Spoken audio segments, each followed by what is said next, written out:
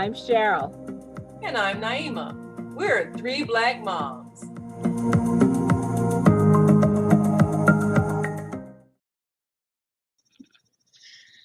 How do you handle rude neighbors? I mean, the people that live next door to you, live across the hall from you, live across the way from you. I had an incident that this is just crazy. Number one, we are new homeowners and we bought this house and it has this beautiful oak tree out in the front. And one day, our neighbors put a bird feeder on the branch and didn't ask or anything, just put this bird feeder on because they said they wanted to see these beautiful birds. And the neighbor she happened to say to me, "Oh, I put a bird feeder in your tree because we've been seeing cardinals and this, that, and the other." Well, notwithstanding, I thought the bird feeder itself was ugly. It's like I live in this cul-de-sac, and when you come down the street, it seemed to me that instead of my beautiful tree, the first thing you saw was this bird feeder. Now, that was probably me because I wasn't happy with having this thing.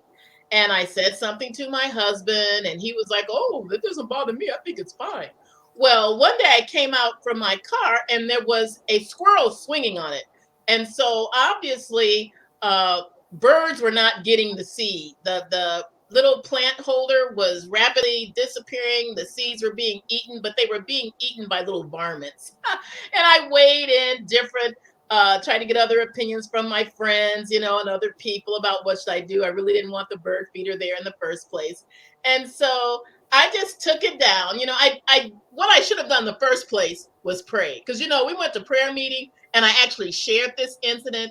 And I even shared, "Oh, I probably should have prayed, Lord, could you just send a bolt of lightning and knock this thing off the tree branch?" But, that didn't happen.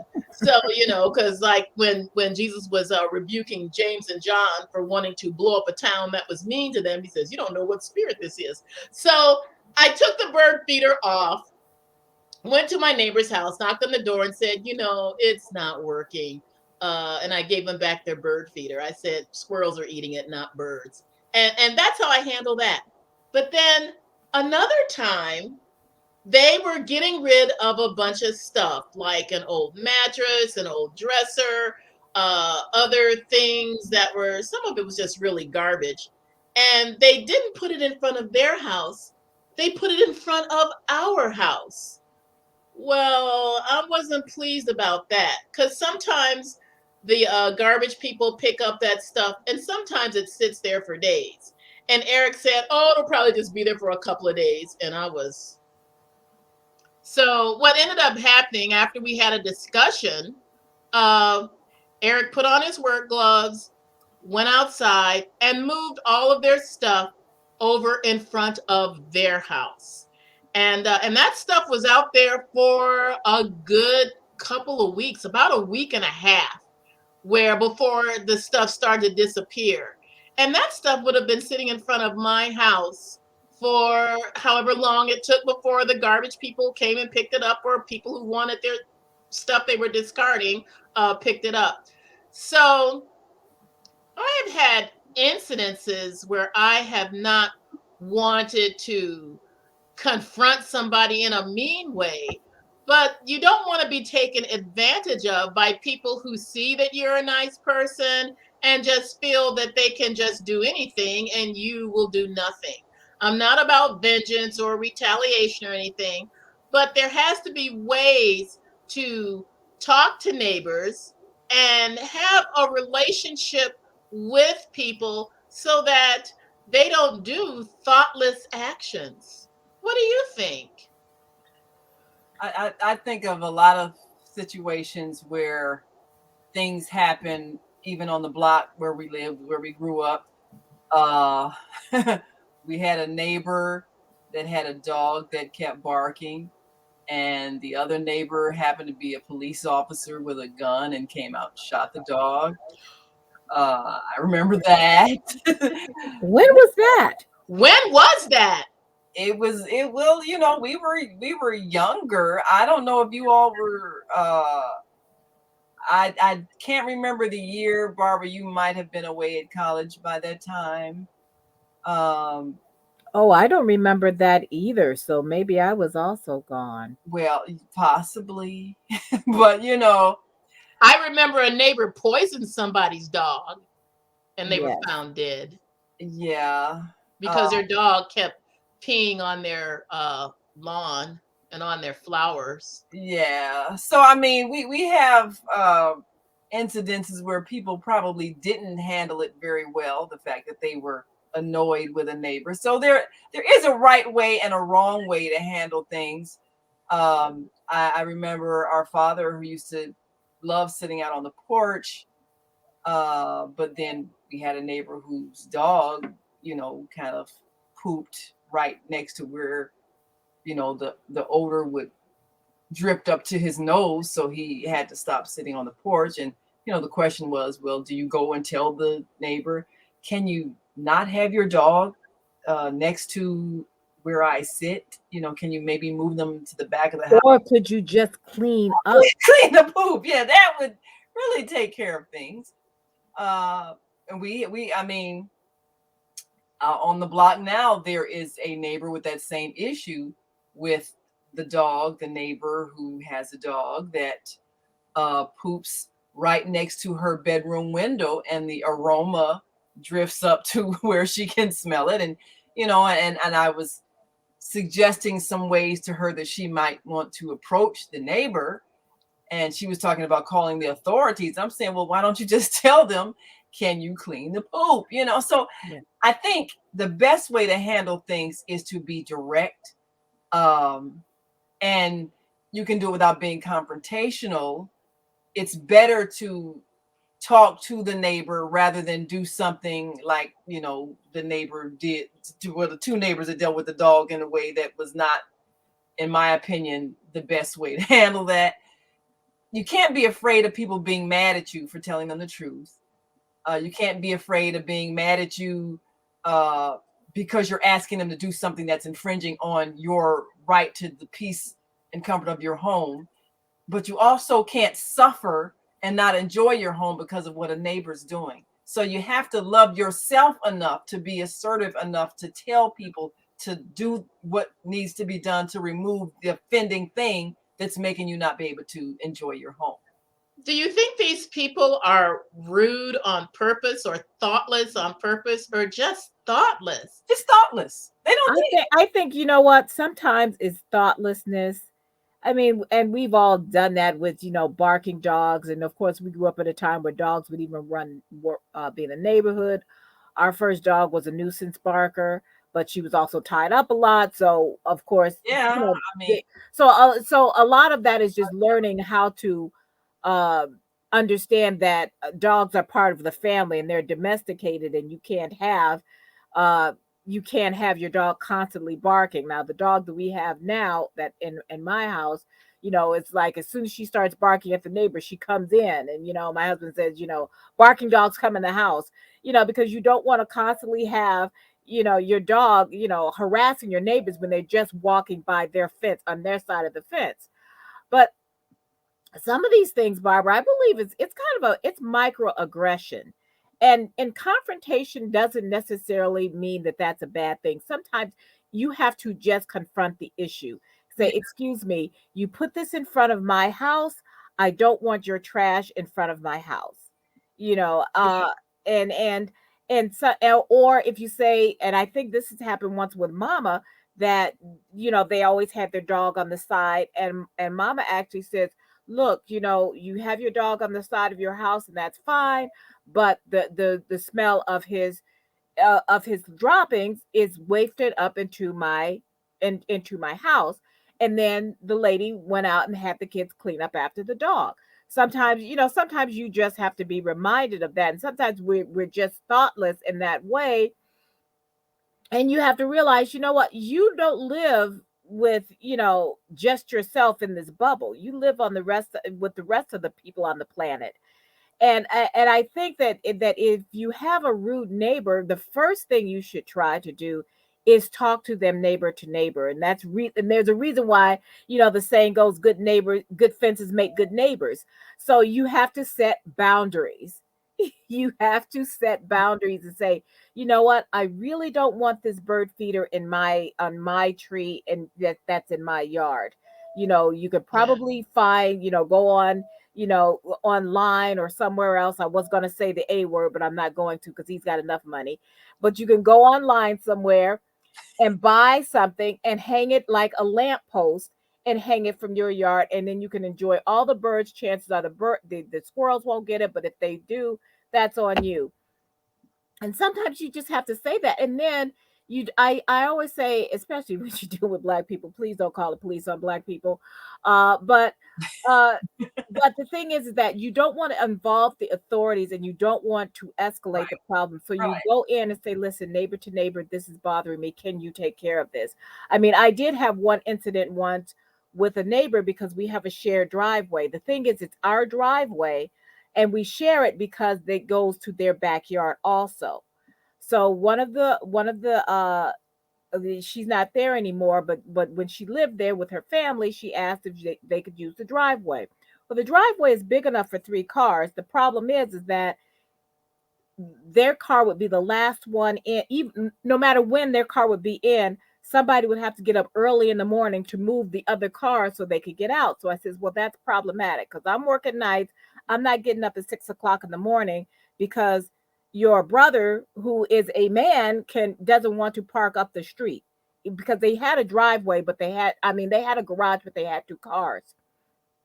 And so we kind of got into it over text, because I says, look, it's not going to work. And she wanted to get an attitude about it. And I said, look, you know what? This is our property. She says, well, and we pay taxes on this, because that's part of our property line. And and then she kind of had to back off. I had to make her back off, because when I tell you, if you ask me something and I can't do it, don't turn around and just say, well, we're going to just inconvenience you anyway, because you actually Right. have a garage. The fact that you have two cars, that's on you. That means you can also, let's just pull up and park in front of your garage if you want to. It's not going to bother us. And then when you have to go out, one car or the other, you can move it. I'm not going to bed at 2 in the morning and getting up at 5 or 6. So we have to move three cars, and that was just all it was to it. And I didn't want to get nasty, but I don't mind getting nasty if I have to. You Which know, You know, part of it, I think, is if an incident happens and you are not irritated, it's real easy to take care of the problem with a calm conversation. I had just remembered this other incident that had happened. One day, Eric came in the house and said, come out here, let me show you something. Now, we have this big oak tree in front of our house, and around the base of the tree, lined really nicely, are these large stones. mm, And someone had pulled all the stones all away from the tree. They were scattered in our front yard. And in front of our house was a bunch of teenagers who were playing basketball. And Eric didn't want to start any mess, but by accusing them, and then one of the people that was also playing basketball, because we have like this hoop that's in the area that's in front of the cul-de-sac, this huge large play area, really grassy, but you've got this place where you can play basketball. And so I just went out and watched them all playing for a while, and just started up a conversation. Really, I didn't talk about the bricks at all. Just started talking to them. And while they were playing, found out, they live in the neighborhood, not in the cul-de-sac or on my block, but further away. And, but you didn't got to have to talk be. about You didn't want to where be a they Karen. went to school and all this stuff. And then I just happened to ask, "Do you know who moved these bricks from around my tree?" And the man, not the teenagers, the father of the little kids who were out there, he said, "Oh, that was my kids. I told them not to move that. Come on, you all, move, put them back." And so, it was like three of them. They were under the age of 8, and Oh, they put the bricks back around the tree, and everything was fine. And I didn't make any enemies. They were nice to me. They found out it was a teacher, and I didn't want to go out and say, Did you move my bricks from around my tree?" I didn't want to come out, yeah. ready to storm and Yeah. flail and fight. Uh, But after the conversation, they were all kind. They put them all back and never had that problem ever again. Yeah, I mean, it really is how you say things, and I think you can do things in a way that is not confrontational. Uh, I had a friend who was living in a house where the next door neighbor had teenagers and played their music kind of loud, and she would get upset because she worked late evenings, come home, she's exhausted, and music's blasting. They got their friends out there, so she said I had to call the police. I'm like, well, did you go out and ask them to just Ask turn them the to turn music it down? down. Yeah. You know how these kids are. But no, but see, so she called the police on them a couple of times, and the police, I mean, they don't make it any better, even though No. it was kind of like an anonymous call. The way they kind of made it known that she was the one who called, even though they didn't say it. And so now, of course, the children had an attitude towards her, and so it happened a few more times that she had called the police on them when they got loud. And then one day she was uh coming out to her car, get ready to go to work, and heard one of the children, well, not really children because they were teenagers, heard one of them call her that name that isn't very nice. Hmm. I mean, they said it under their breath, but they still said it where They she, said it so she could hear it. yeah. So, I mean, it wasn't pleasant. And the thing about it, you can always approach people in a way that isn't insulting or threatening. And usually you get back what you give. We had an incident here. One of the young people was disturbing the neighbors with loud music at late nights. And I just kind of mentioned it to him. And I saw the young man and I said, our neighbor said your music is a little loud sometimes. And I think her bedroom is like right next to yours. So if you're Yeah. gonna hear it, he's like, oh, okay, I didn't know. And so, and then his mother said later to me, that her son said thank you for letting him know because he really hadn't thought about it. You know Yeah, what? People people do are that not all the always time. intentionally obnoxious. Yeah. Well, that's the thing. I've had the same thing happen on one side of me, a couple of doors down. These guys, they sit out on the porch and they play their music really, really loud. Usually I walk by, because I'm sometimes when I'm walking the dog at night and they're, and if the thing is that you really can't say anything before 11 o'clock at night, they can still play it. But when it's getting so loud that I can't hear myself think, I'll say, would you mind turning it down?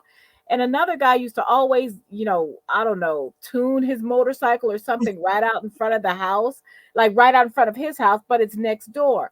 And so finally, one time I came out, I was walking the dog and I stopped them and they were all out there and they, run, run, run the whole time. And I says, guys, would you mind not doing that here? I says, I says, I can't even hear myself think.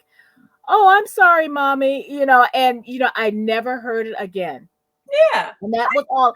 And I start out when I'm talking to teenagers, a lot of times if you start out with this word, gentlemen, Oh, hey, if you They just look at say who came gentlemen, in. and I know. and then say, would you mind turning this down? I'm in the house. I can't hear myself think. I can't hear my program. Would you mind just turning it down a little bit? And almost all the time. I've never had one time where somebody like gave me attitude. But if you start out with attitude or you call Get the back. cops, That's because it. police officers a lot of times they escalate things They do. instead of They do. Yeah. de-escalate. You need somebody to turn some music down and they come and shoot somebody. Yes, Yeah. yes.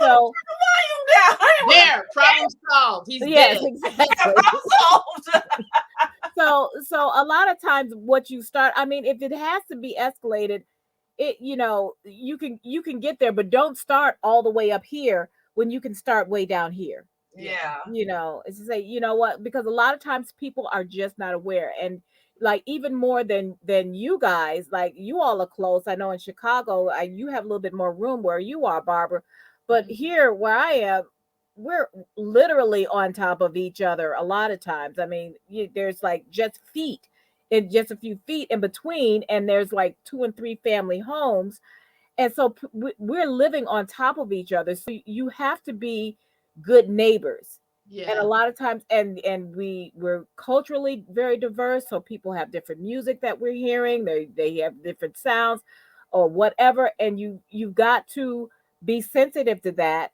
and understand that a lot of times they just aren't aware.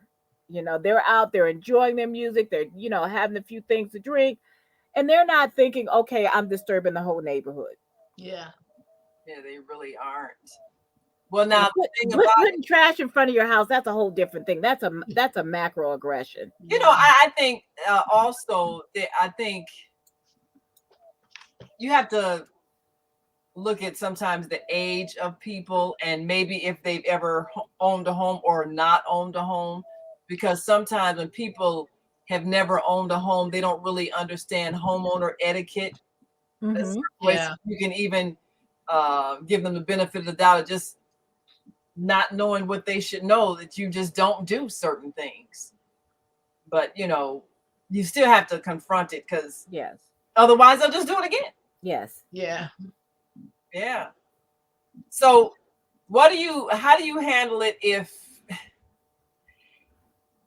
if you're intimidated by a neighbor? Because especially a lot of people are intimidated by teenagers or young men, and they don't want to say anything if the young men are loud. So let's say you got some, like you had with the basketball people. Let's say if you have some young people that are hanging around your house, maybe they're loud, maybe they're just hanging out, talking or whatever, and it doesn't make you feel comfortable.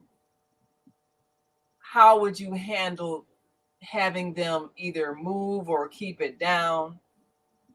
What would you say? How would you handle I it? think it depends on number one, the time of day. If it's late at night and you're trying to go to bed and they're in front of your house being loud, you are going to have to calmly see. For me, I have to take care of stuff before I start getting mad, because if you wait until you get mad, then it is going to be difficult to give a soft answer.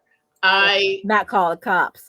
Yeah, I get in the frame of mind that, oh, these people are the age of my son John. So I'm going to talk to them like I'm talking to my own son. I never make it be like those people kind of attitude, because then you've like separated yourself, you've made it be us and them kind of thing. I always try to relate to other people as if they are my own adult children, if they're acting like that, or if they're really young, my own grandchildren who are really young. And then you make it more personable so that people don't see you as trying to be overbearing or bossy. Mm, I that's think you Well, can get better results if you, what do they say, you draw more flies with honey yeah. vinegar. rather than vinegar. If you're trying to get rid of them, though, you might want to use vinegar. Well, this is the thing, is that I think the first thing you have to do in any kind of thing is kind of establish a relationship so that you say hello first. Don't start Yeah. out with stop making all that noise. You can really, and if you say hello, if you go out your door and you see these people every day, speak to them. Even if they don't Yeah. speak back, speak to them. Hi, good evening. Isn't it a nice day? Isn't this a beautiful night? Yeah. Short conversation. You establish a relationship with them so that when they're out there and they're making a lot of noise, or maybe they're smoking weed and you don't feel like that contact high, because that's happened to me before, and you can say, can you all move away from there? Because when I first moved here, I lived here alone, and there were teenagers who used to hang out next to the guy because they were visiting the guy who used to live there. He was a teenager. They're all grown and gone now, and the house has been sold a couple of times.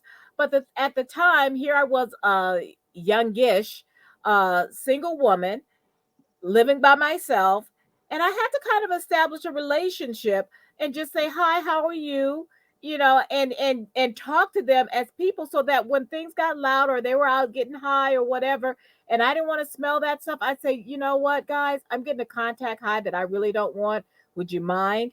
and this is before weed was even legal. Legal. So Yeah. it's worse now because you can't go anywhere without smelling it. I know. But I'm like, oh, I smell a skunk. Yeah. That's not a skunk, Barbara. well, see, sometimes I get that too. But the thing is that if you establish a relationship with people and they see you A person. as a person and a neighbor, Yeah. then one, you won't feel intimidated. And sometimes, people are intimidating. I know there was when I first moved here, there was a group across the street who used to make a lot of noise. And the older people say, "Oh, don't call the police on them because they'll mess up your car," or they were terrified. They had lived there for like 30, 40 years. They were terrified of these young people, and I just said, if you could just call or just talk to the mother who lived over there, or talk to somebody and say, "Can you tell them to keep it down? It's 2 a.m. I gotta work." uh but that's the thing, is that you have to try to establish a relationship with them first. And if you Yeah. haven't done that, at least approach them and say, "Hi, listen, I know you guys are having a good time. I'd like to have a good time too, but I gotta work." So And you little know humor always helps. If you can keep it lighthearted, like you yeah. say, establish a relationship, be Yeah. friendly, keep it lighthearted. Uh, don't start out with, stop making all that noise. No, don't start out hollering. And don't start out calling the cops, Right. because sometimes, especially in communities of color, it gets escalated really quickly. Right. And even if they know who called, but even if it doesn't end up in someone being hurt or killed, it just sets a bad precedent. Yeah. We're Yeah. already in communities of color, and that's, we're already Over over police. policed, Yeah. and we have a different relationship than white people do, because white people think of cops as concierge. So that's why you get the Karens and the Kens and the Chads and all those people, because if they see black people, they decide they're scared, and then they want to call, rather than saying, can you, like, not rev your motorcycle at 3 in the morning? Would you mind? Yeah. And so they won't Yeah. say that. So Right. they'd rather have the cops do it. And Right. sometimes you're just tired. And if you're woken up, you last thing you want to do is put your robe on and go outside. Yeah. But if you can get to that Better to point do it. before then, that's good. Right. Yeah. Like you say, Robert, handle it before you get mad, because then, Yeah. then you're not able to. Before you get irritated, you can't be at Once your you get best mad, if you're irritated. yeah, and all bets are off. You're right. Yeah. Well, we got to go. But as always, we want you to make sure that you contact us, our Twitter, Instagram, and Facebook pages. And also make sure you subscribe to us on our Facebook and YouTube channels. We'll see you next time. I'm Naima. I'm Cheryl. I'm Barbara. We are three Black moms. Bye. Bye. Bye.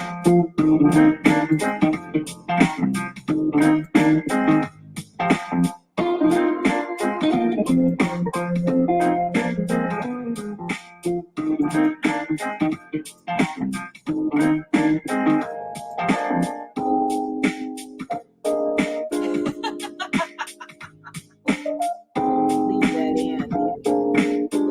That foolishness. Leave that.